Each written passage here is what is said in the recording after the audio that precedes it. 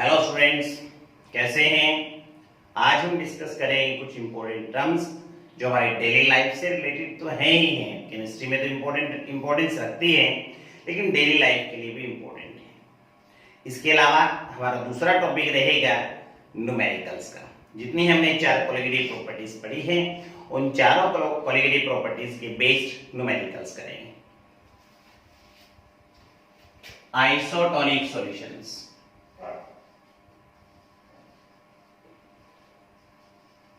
दो सॉल्यूशन जिनका osmotic pressure equal होता है उनको हम क्या कहते हैं? आइसोटोनिक कहते हैं। आइसो का मतलब ही क्या होता है? सेम होता है। टू सॉल्यूशंस हैविंग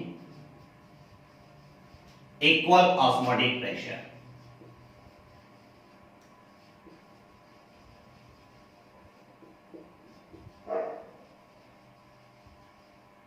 दो सॉल्यूशन जिनके ऑस्मोटिक प्रेशर कैसे हैं? इक्वल हैं।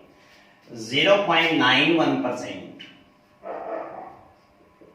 aqueous NaCl solution is isotonic with RBCs। जो हमारे रेड ब्लड सेल्स जो प्रेशर लगाते हैं हमारी बॉडी में, जिसको हम ब्लड प्रेशर भी बोलते हैं ना, आपके पास 0.91% अगर एक्वस सॉल्यूशन लें तो उसके द्वारा लगाया गया प्रेशर भी आइसोटोनिक होता है। किसके साथ? हमारे ब्लड प्रेशर के साथ। बच्चों, आपने देखा होगा ना, डॉक्टर आपकी बॉडी में इंट्रावेस्कुलर इंजेक्शन लगाता है, ब्लड के अंदर इंजेक्शन लगाता है, देखा होगा आपने। वो जो इंजेक्शन है वो सभी की उनकी जो कंसंट्रेशन है वो हमारे पास आइसोटोनिक होती है हमारे आरबीसी के साथ। तो विशेष तौर पे याद रखना, बड़ा अच्छा क्वेश्चन आता है कि जो हम इंजेक्ट करते हैं इंट्रावेस्कुलर इंजेक्शंस बॉडी के अंदर, उनका प्रेशर कितना होना चाहिए? उनका प्रेशर कितना होना चाहिए? हमारे आरबीसी के प्रेशर के बराबर होना चाहिए, यानी ब्लड प्रेशर के बराबर होना चाहिए।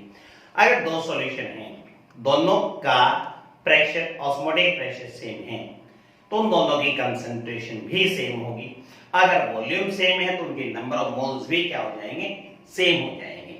मान लीजिए मेरे पास ये सॉल्यूशन है ए, ये सॉल्यूशन है B.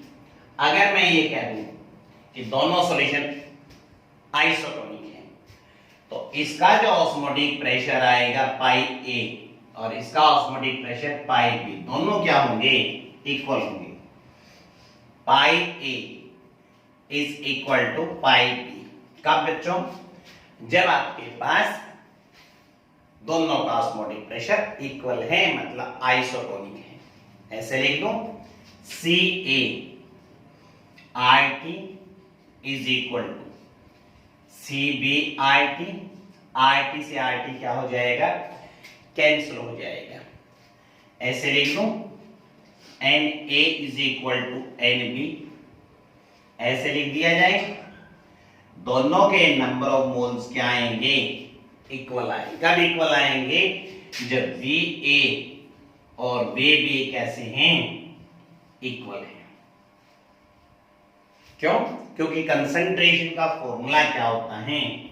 Number of moles per unit volume तो होता ही है। दोनों की कंसंट्रेशन सेम है तो दोनों के number of moles per unit volume भी सेम होंगे, और वॉल्यूम सेम हो जाते हैं तो मोल्स भी कैसे हैं? इक्वल हैं। अब बात करते हैं दूसरे सॉल्यूशन की, जिसका नाम है hypertonic solution. Hypertonic solution. Hyper का मतलब होता है ज्यादा। एक ऐसा सॉल्यूशन जिसका ऑस्मोटिक प्रेशर दूसरे के कंपैरिजन में ज्यादा है, तो उस सॉल्यूशन को हम क्या कहेंगे? Hypertonic solution. इस solution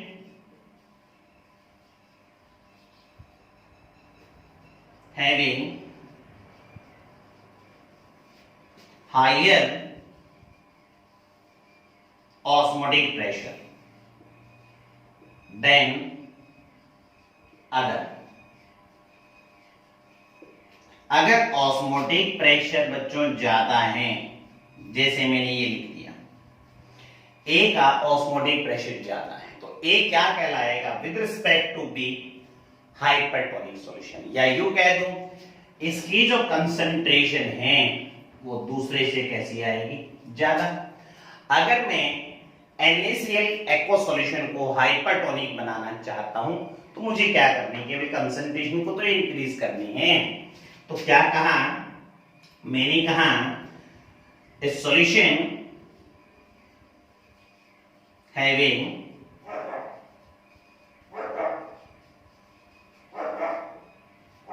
concentration greater than 0.91% NaCl is hypertonic। कैसा है? किसके साथ हाइपरटोनिक है? बी रिमेंबर, आरबीसी के साथ। अगर हमारे पास प्रेशर कम हो जाए तो उसको हम क्या कहेंगे? Hypotonic solution. हाइपोटोनिक सॉल्यूशन एक ऐसा सॉल्यूशन जिसका ऑस्मोटिक प्रेशर दूसरे के कंपैरिजन में कम होता है। इस solution having lower osmotic pressure than other। दूसरे के कंपैरिजन में अगर ऑस्मोटिक प्रेशर कम होता है तो उसको हम क्या कहेंगे? हाइपोटोनिक सॉल्यूशन कहेंगे। यानी अगर हम कंसंट्रेशन 0.91% से कम कर दें तो वो हाइपोटोनिक बन जाएगा। किसके कंपैरिजन में? आरबीसी के ब्लड प्रेशर के कंपैरिजन में।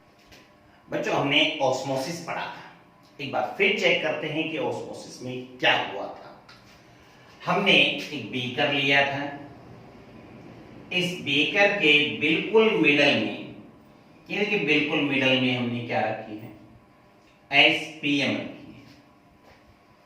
एसपीएम सेमी परमिएबल मेम्ब्रेन, एक ऐसी मेम्ब्रेन जो अलाउ करती है केवल और केवल सॉल्वेंट पार्टिकल्स की मूवमेंट को।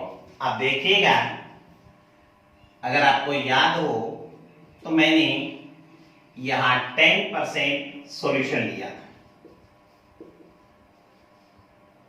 यहां लिया था मैंने 20% सॉल्यूशन लिया था, क्या 30% था, सॉरी, अगर आपको याद हो तो।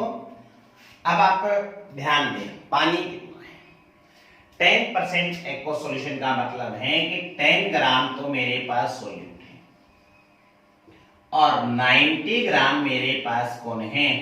पानी है।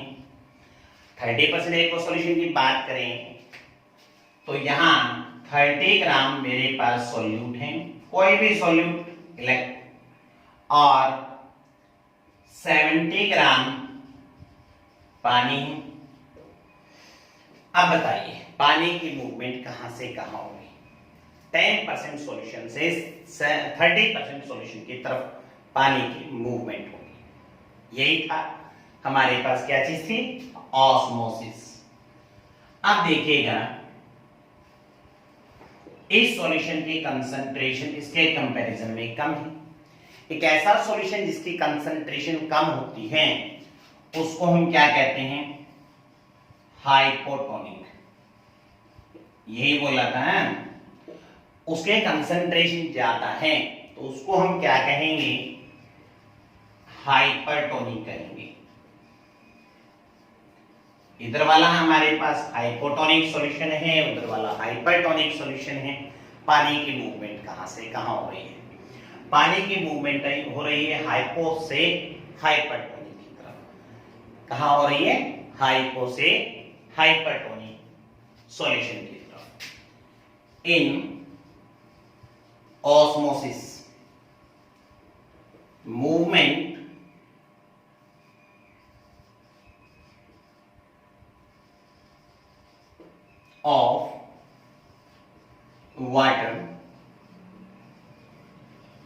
occurs from hypotonic solution to hypertonic solution। क्या करते हैं बच्चों, हम एक बीकर ले लेते हैं, इस बीकर में पानी डाल देते हैं। मैंने क्या डाल दिया है, पानी डाल दिया है। इस बीकर के अंदर मैंने पानी डाला हुआ है। अब मैं इसके अंदर आरबीसी प्लेस कर देता हूं। ये मेरे पास आरबीसी है। पानी डालने का मतलब डाइल्यूट सॉल्यूशन है, आरबीसी हमारी कंसंट्रेटेड सॉल्यूशन हो गई, यानी ये हमारा हाइपोटोनिक सॉल्यूशन हो गया है और ये कैसा हो गया है, हाइपर। पानी कहां जाएगा, पानी जाएगा आरबीसी के अंदर जाएगा। आरबीसी के अंदर जाएगा तो आरबीसी क्या हो जाएगी, स्वेल, फुलावट आनी शुरू हो जाएगी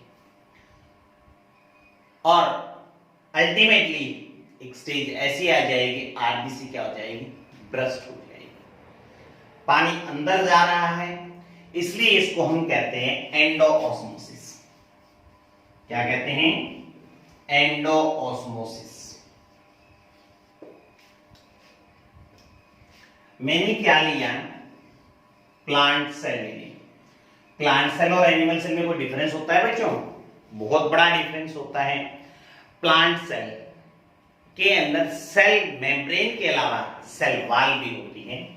तो मैंने अब की बार क्या किया, यहां पर रखा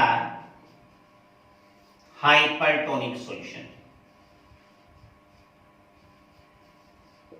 हाइपरटोनिक सॉल्यूशन, ये प्लांट सेल बना रहा हूं मैं, ये दिखाई है मैंने इसकी सेल वॉल, ये अंदर की तरफ दिखा रहा हूं सेल मेम्ब्रेन। अब पानी कहां जाएगा, अब पानी जो है वो बाहर आएगा। बाहर आने से सेल वॉल पे तो कोई खास चीज नजर नहीं आएगा, लेकिन सेल मेम्ब्रेन अंदर से क्या हो जाएगी, श्रिंक होनी शुरू हो जाएगी। पानी कहां आ रहा है, बाहर आ रहा है, इसलिए इसको कहते हैं एक्सो ऑस्मोसिस। पानी कहां आया, बाहर आया, जिसके कारण प्लांट सेल क्या हो गई, श्रिंक हो गई है। श्रिंक हो गई है तो धीरे धीरे प्लांट सेल क्या हो जाएगी, डिस्ट्रॉय हो जाएगी। इसको हम कहते हैं प्लाज्मोलाइसिस। क्या है plasmolysis, plasmolysis, shrinkage of plant cell when placed in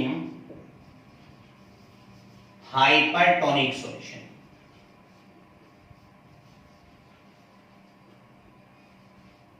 आप एक एग्जांपल लेने की कोशिश करें।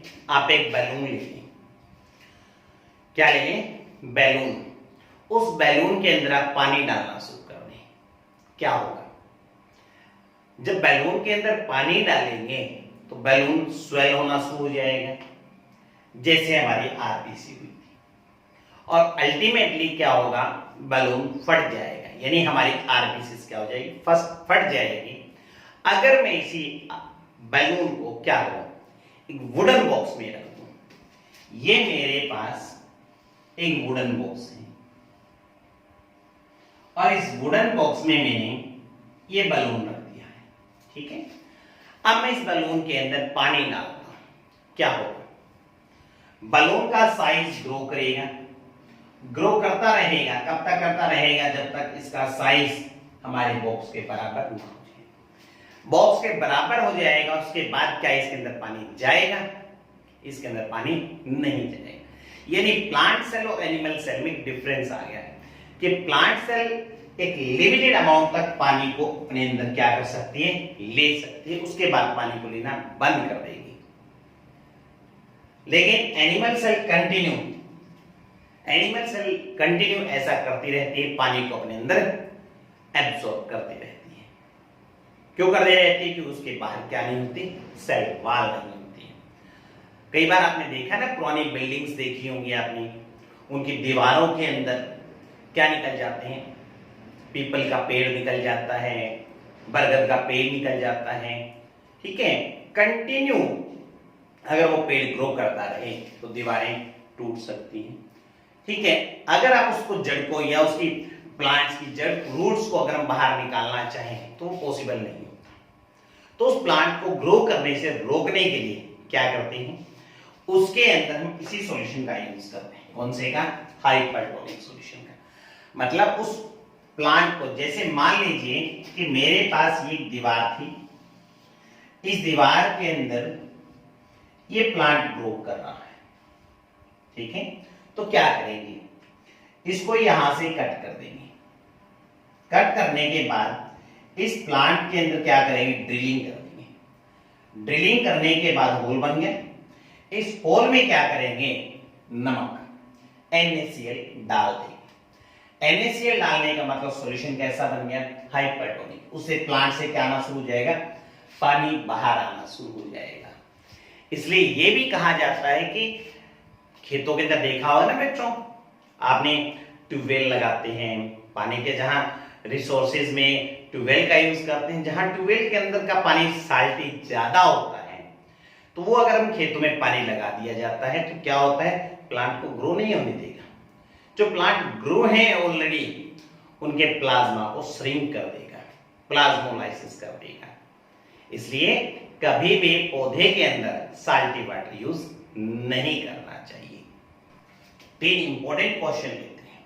कितने इंपॉर्टेंट क्वेश्चन लेते हैं, 3 इंपॉर्टेंट क्वेश्चन लेते हैं। पहला question,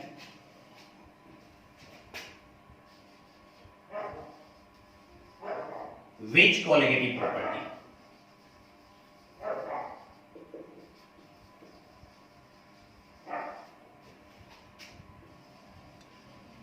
is best to calculate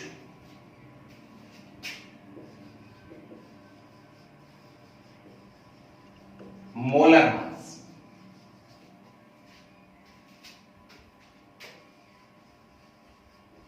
of macromolecules. मतलब मैक्रोमोलिक्यूल्स क्या होते हैं, मैक्रोमोलिक्यूल्स होते हैं ऐसे सब्सटेंस जिनका मॉलिक्यूलर मास 10,000 AMU से ज्यादा है। 4 क्वालिटेटिव प्रॉपर्टी है हमारे पास। कौन कौन सी 4 क्वालिटेटिव प्रॉपर्टी हैं, relative logging in vapour pressure, osmotic pressure, depression in freezing point and elevation in boiling point. These are the 4 qualitative properties which are used to calculate molecular mass. अगर एक molecular mass calculate करना है तो 4 qualitative property है। अब macromolecular molecular mass निकालना है तो सबसे बढ़िया क्वालिटेटिव प्रॉपर्टी कौन सी होगी। आप देखें किसी भी क्वालिटेटिव प्रॉपर्टी का मैं फॉर्मूला लिख लूं, जैसे मैंने डेल्टा टी बी लिखा, K B WB by MB into 1000 by W, यही था। MB कौन है, मॉलिक्यूलर मास। मेरे कहा मॉलिक्यूलर मास जो है मैक्रोमोलिक्यूल का कितना होता है, 10,000 AMU से ज्यादा होता है। इसका मतलब ये हुआ कि मॉलिक्यूलर मास ज्यादा है तो कोलिगेटिव प्रॉपर्टी की वैल्यू कैसी आएगी, कम आएगी, क्योंकि रिलेशन कैसा है, इनवर्सली है। तो इसका मतलब क्या हुआ, इसका मतलब ये हुआ कि अगर आप मैक्रोमोलिक्यूल का मॉलिक्यूलर मास फाइंड आउट करें तो कोलिगेटिव प्रॉपर्टी में चेंज बहुत कम आएगा। तो हमें एक ऐसी कोलिगेटिव प्रॉपर्टी सिलेक्ट करनी पड़ेगी जिसके मिनिमम से मिनिमम वैल्यू को आप इजीली क्या कर सकते हैं, मेजर कर सकते हैं। तो ये बेस्ट रहेगी हमारे पास ऑस्मोटिक प्रेशर, क्योंकि प्रेशर को हम इवन मिनिमम से भी मिनिमम वैल्यू में कैलकुलेट कर सकते हैं। अगर आपको याद हो तो हम प्रेशर को mm में कैलकुलेट करते हैं। तो प्रेशर को हम क्या कर सकते हैं, छोटी से छोटी यूनिट में मेजर कर सकते हैं, लेकिन बाकी प्रॉपर्टीज को कैलकुलेट करना आसान नहीं है। और दूसरी इंपॉर्टेंट चीज, जैसे मैक्रोमोलिक्यूल में एक बहुत बढ़िया एग्जांपल है प्रोटीन, और प्रोटीन के अंदर भी एक बहुत बढ़िया एग्जांपल है एंजाइम का। पढ़ा होगा ना एंजाइम, हमने 10th 11th क्लास तक। एंजाइम एंजाइम बॉडी टेम्परेचर पर ही क्या करते हैं, बढ़िया काम करते हैं। अगर बॉडी टेम्परेचर से कम हो जाए तो इनएक्टिव हो जाते हैं, ज्यादा हो जाए तो डिस्ट्रॉय हो जाते हैं। यानी इसका मतलब ये हुआ, ना तो हम सॉल्यूशन को हीट कर सकते हैं, ना ही सॉल्यूशन को कूल कर सकते हैं। अगर आप relative lowering in vapour pressure निकालना चाहते हैं तो वेपर प्रेशर के लिए उसको हीट करना पड़ेगा। अगर आप क्या करना चाहते हैं, डिप्रेशन फ्रीजिंग पॉइंट निकालना चाहते हैं तो फ्रीज करना पड़ेगा। एलिवेशन इन बॉइलिंग पॉइंट निकालना चाहते हैं तो सॉल्यूशन को बॉयल करना पड़ेगा। यानी हर सिचुएशन में सॉल्यूशन की कंसंट्रेशन चेंज होगी ही होगी। कंसंट्रेशन चेंज होगी तो मॉलिक्यूलर मास एग्जैक्ट नहीं आएगा, लेकिन ऑस्मोसिस के अंदर ऐसा कुछ भी हमने नहीं किया है। तो सबसे बढ़िया प्रॉपर्टी कौन सी हुई, osmotic pressure. Osmotic pressure is best.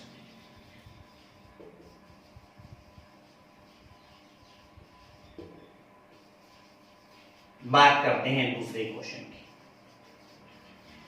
What happens when, इसी में दो क्वेश्चन इकट्ठे बना देते हैं। What happens when RBCs are placed in 2% aqueous NaCl solution। दूसरा,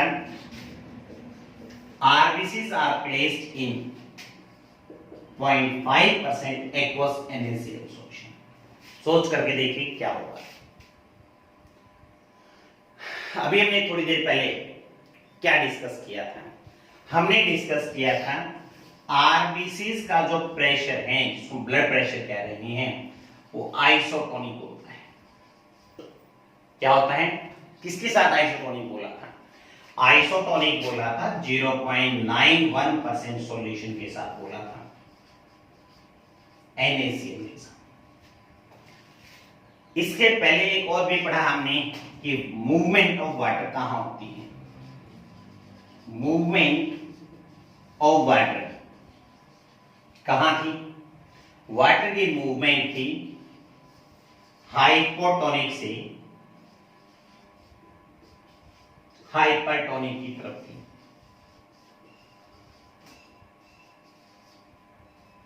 आपके पास ये वाली कंसंट्रेशन इससे कैसी है, ज्यादा है।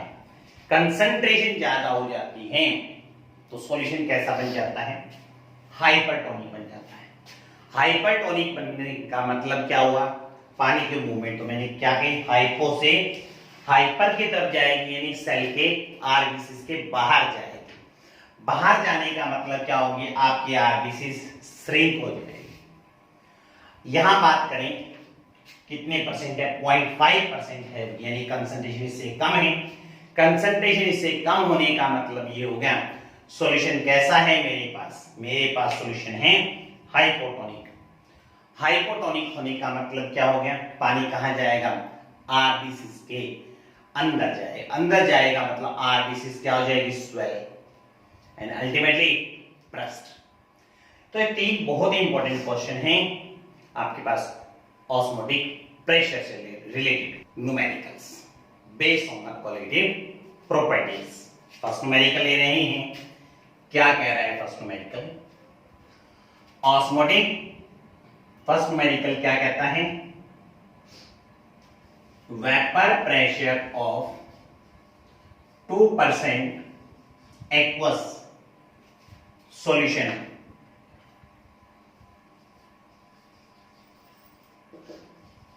of unknown solute is 732 mm at 370 degree 373 Kelvin. Calculate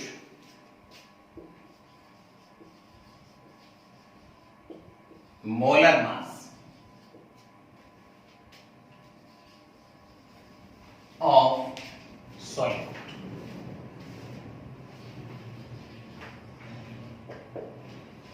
ये हमने न्यूमेरिकल की एक स्टेटमेंट ली। कैसे कैलकुलेट करें। हम पीछे चैप्टर में न्यूमेरिकल करते आ रहे हैं, एक बार फिर हम न्यूमेरिकल कर रहे हैं। तो मैंने क्या कहा आपको, मैंने आपको कहा कि जो चीजें आपके पास गिवन है वो आप लिख लीजिए। जैसे आप लिखना सीख जाते हैं उसके बाद ये ढूंढिए कि कैलकुलेट क्या करना है, क्या हमारे पास कमी रह जाती है, फिर उस फॉर्मूले का यूज करके हम क्या निकाल सकते हैं जो चीज हमें कैलकुलेट करने के लिए दी गई है। तो पढ़ते हैं, यहां क्या लिखा गया है, 2% एक्वस सॉल्यूशन। ये लिखा है उसने 2% एक्वस सॉल्यूशन। क्या मतलब है इसका? आपको याद है जब मैंने कहा था कि परसेंट दे रखा उसके आगे पीछे कुछ नहीं लिखा होता तो उसको हम WW मानते हैं। तो इसका मतलब ये है 2 gram of solute is present in 100 gram of solution. मुझे जो चीजें हमें पता लग गई हैं वो चीजें नोट कर लेते हैं। क्या क्या पता लगा है?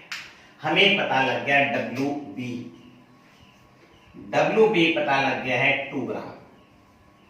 मुझे पता लग गया है WA प्लस WB 100 ग्राम, या यूं कह दूं WA पता लग गया है 98 ग्राम। आगे क्या लिखा है उसने, यहां से शुरू करते हैं, vapour pressure of solution. Vapour pressure, pressure का फॉर्म सिंबल क्या था, P। सॉल्यूशन है तो हमने क्या लिखा था, S, यानी उसने PS लिख दिया है। कितना दिया है, 732 mm दे दिया है। साथ में टेम्परेचर मेंशन कर दिया है 373 केल्विन। अब क्या कैलकुलेट करने के लिए बोल रहा है, molar mass of the solute, यानी MB कैलकुलेट करने की बात कर रहा है। हमें इनके बीच में रिलेशन पता होगा तभी हम न्यूमेरिकल्स कर पाएंगे। अब इनके बीच में रिलेशन तो ये तो साफ नजर आ रहा है, जहां तक कि ये फॉर्मूला तो हमारे पास बन गया है, रिलेटिव लॉवरिंग वेपर प्रेशर वाला बन गया है। Relative lowering of vapour pressure याद है क्या था, P not A minus PS divided by P not A equals to X2। Dilute solution है बच्चों। कैसा सॉल्यूशन है, कैसे पता लगा डाइल्यूट? मैंने कहा था डाइल्यूट और कंसंट्रेट कैसे पता लगता है। डाइल्यूट और कंसंट्रेट पता लगता है जब दो सॉल्यूशन को हम कंपेयर करते हैं कि आप क्या दो सॉल्यूशन दे रखे हैं उसे, नहीं दे रखे। नहीं दे रखे तो मैंने क्या कहा था, अप टू 5% सॉल्यूशन को क्या मानते हैं, डाइल्यूट मानते हैं। X2 की वैल्यू क्या होती है, X2 की वैल्यू होती है N2 by N1 plus N2, जिसको हमने nearly equal to N2 by N1 लिख लिया था। इसका फॉर्मूला लिख दें, WB by MB into NA divide by WB। ये हमारे पास रिलेशन है। इस रिलेशन में ढूंढते हैं कि हमें क्या नहीं पता। कैसे करें, क्या नहीं पता। Na कौन है, molar mass of solvent. Aqueous लिख दिया है तो सॉल्वेंट अंडरस्टूड, वाटर है, यानी Na मेरे पास 18 हो गया है। क्यों हो गया है, क्योंकि वाटर है। WA पता है, WB पता है, पता नहीं है P नॉट A नहीं पता। तो P नॉट A कैसे फाइंड आउट करें, P नॉट A नहीं पता, पर जो स्टेटमेंट में दे भी रखा है और नहीं भी दे रखा तो ढूंढना पड़ेगा। देखो सॉल्वेंट कौन है, सॉल्वेंट दिया है पानी। सॉल्वेंट पानी देने का मतलब क्या है, सॉल्वेंट पानी दिया, साथ में देखो टेम्परेचर मेंशन भी कर दिया है। टेम्परेचर कितना दिया है आपको, 373 केल्विन। 373 केल्विन का मतलब 100 डिग्री सेल्सियस, और 100 डिग्री सेल्सियस कौन होता है, वाटर का, तो बॉइलिंग पॉइंट होता है। और बॉइलिंग पॉइंट की क्या डेफिनेशन पढ़ी थी हमने, कि बॉइलिंग पॉइंट वो टेम्परेचर होता है जहां पर एटमॉस्फेरिक प्रेशर के बराबर वेपर प्रेशर हो जाता है। यानी पानी का जो वेपर प्रेशर है वो कितना है, उतना ही है जितना हमारे पास एटमॉस्फेरिक प्रेशर है। और एटमॉस्फेरिक प्रेशर कितना है, 1 atm 118 का मतलब 760 mm।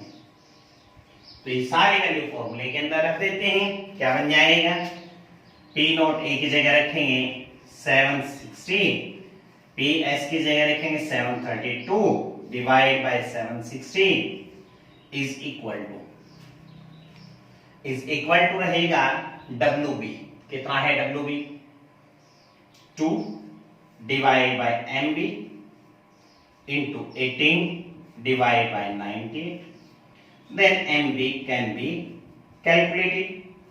आप इस प्रकार से MB को क्या कर सकते हैं, कैलकुलेट कर सकते हैं। सेकंड न्यूमेरिकल डिस्कस करते हैं। Benzene and toluene form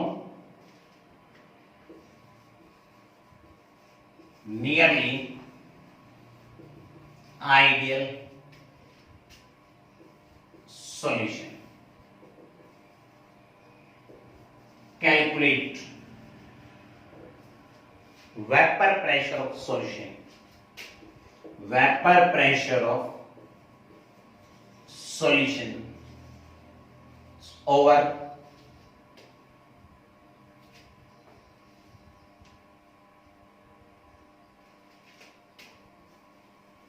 containing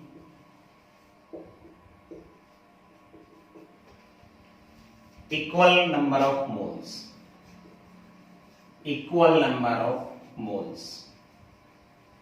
of benzene and toluene,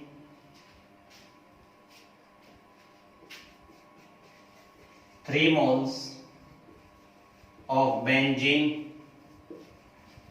and 1 mole of toluene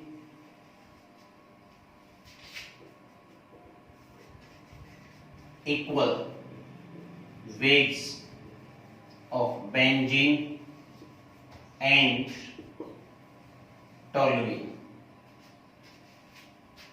given vapor pressure of pure benzene 400 mm, vapor pressure of pure toluene 360 mm। Question में मैंने 3 numerical बना लिए, तो discuss करते हैं 1 bye 1।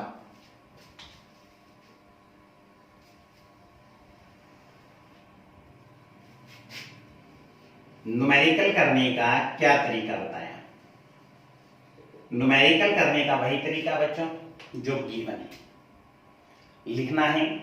Last से start करता हूं। गिवन क्या है, vapour pressure of pure benzene. अब क्या करते हैं बच्चों, हम ले लेते हैं वेपर प्रेशर। वेपर प्रेशर के लिए क्या लगा दें, P लगा दें। प्योर है इसलिए नोट लगा रहा हूं। बेंजीन के लिए B लिख देता हूं, ठीक है। बेंजीन के लिए क्या लिखा है, B लिखा है। कितनी वैल्यू दी है, 400 mm दिया है।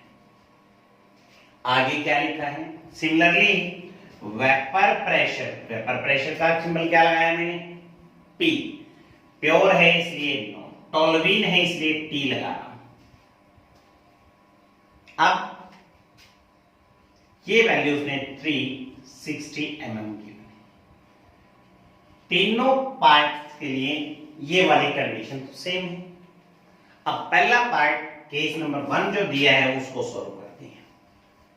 केस नंबर 1 क्या दिया है मैंने, उसने कहा है equal number of benzene and toluene, equal number of moles of benzene and toluene. Number of moles को दिखा रहा हूं N से, NB NT is equal to N। उसने कहा दोनों के नंबर ऑफ मोल्स कैसे हैं, इक्वल है। अब इनके बीच में अगर हमें ये पता लग जाए रिलेशन क्या है, अगर रिलेशन पता लग जाए तो हम आसानी से फाइंड आउट कर सकते हैं। कैसे पता करेंगे रिलेशन, बिल्कुल ही आसान तरीका। ये तो साफ नजर आ रहा है, आइडियल सॉल्यूशन बोला है। आइडियल सॉल्यूशन बोलने का मतलब राउट्स लॉ हो गया। राउल्स लॉ के अनुसार सॉल्यूशन का वेक्टर प्रेशर निकालने का फॉर्मूला क्या है? पीपी प्लस में पीटी। मैंने ए भी नहीं लिखा, मैंने B stand for benzene, T stand for toluene. इनकी वैल्यू क्या है? P not B X P plus P not T X T. बताइए क्या अननोन है? हमारे पास अननोन है एक्स बी और एक्स टी। निकाल लें। एक्स बी का फॉर्मूला क्या रहेगा? एक्स बी का फॉर्मूला रहेगा N B divide by N B plus N T रहेगा। ऐसे लिख दो N divide by N plus N, 1/2 लिख दें। अगर हमारे पास एक्स बी 1/2 आया है, हमें पता है एक्स बी और एक्स टी का सम कितना आएगा? 1। देयरफॉर एक्स टी कितना है? वो भी मेरे पास कितना आ गया? 1/2 आ गया। फॉर्मूले में रख दें तो पीएस कितना सॉल्व होगा? पीएस बन जाएगा P not B 400 into X B 1/2 plus 360 again 1/2 से मल्टीप्लाई। सॉल्व कर लेंगे तो हमारे पास इस सॉल्यूशन की क्या पता लग जाएगी? क्या पता लग जाएगी? वेपर प्रेशर पता लग जाएगा। पहला केस सॉल्व हो गया है बच्चों। केस नंबर 2 की बात करते हैं। केस नंबर 2 क्या गिवन है? केस नंबर 2 में गिवन है कि बेंजीन के मोल कितने हैं? 3। टोल्यूइन के मोल कितने हैं? 1। उसी तरीके से हम एक्स बी निकाल सकते हैं, बिल्कुल निकाल सकते हैं। N B divide by N B plus में एन टी, यानी 3/3 प्लस 1 3/4। देयरफॉर एक्स टी कितना आ जाएगा? 1/4। ये सभी वैल्यूज हमें क्या करनी है? फॉर्मूले में तो रखनी है। क्या फॉर्मूला था? P S is equal to P not B X P, P not T X T. P not B 400 into 3/4 plus 360 into 1/4। तो ये हमारे पास पीएस क्या हो जाएगा? कैलकुलेट। केस नंबर 2 पे हमारा क्या हो गया? सॉल्व हो गया। अब करते हैं लास्ट केस। क्या दिया है लास्ट केस? केस नंबर 3 क्या दिया है? केस नंबर 3 में कह रहा है इक्वल वेट हैं, मतलब WB is equal to WT is equal to W gram मान लेते हैं। बेंजीन का फॉर्मूला बताए बच्चों हमको? बेंजीन का फॉर्मूला होता है C6H6। तो इसका मॉलिक्यूलर मास कितना आ जाएगा? 12 इंटू 6 प्लस में 6 इंटू 1, यानी 78 AMU आ गया। टोल्यूइन का फॉर्मूला क्या है? C7H8 होता है। तो MT कितना आएगा? 12 इंटू 7 प्लस में 8, 92 AMU। Number of moles find out कर ले बेंजीन के। नंबर ऑफ मोल्स बेंजीन के कितने आएंगे? WB by MB। W by कितना? 78। टोल्यूइन के नंबर ऑफ मोल्स कितने आएंगे? टोल्यूइन के नंबर ऑफ मोल बन जाएंगे आपके पास WT डिवाइड बाय 92। XB कैसे निकालें? NB by NB plus NT, ऐसे लिख दूं W by 78 divide by W by 78 plus में W बाय 90। W बाय 78 नीचे वाले फैक्टर का एलसीएम ले लें, ऐसे लिख दूं एलसीएम 78 इंटू 92। तो ये बन जाएगा ना 92W प्लस में 78W। ऐसे लिखा जा सकता है बच्चों, WP by 78, 170 W by 78 into 92।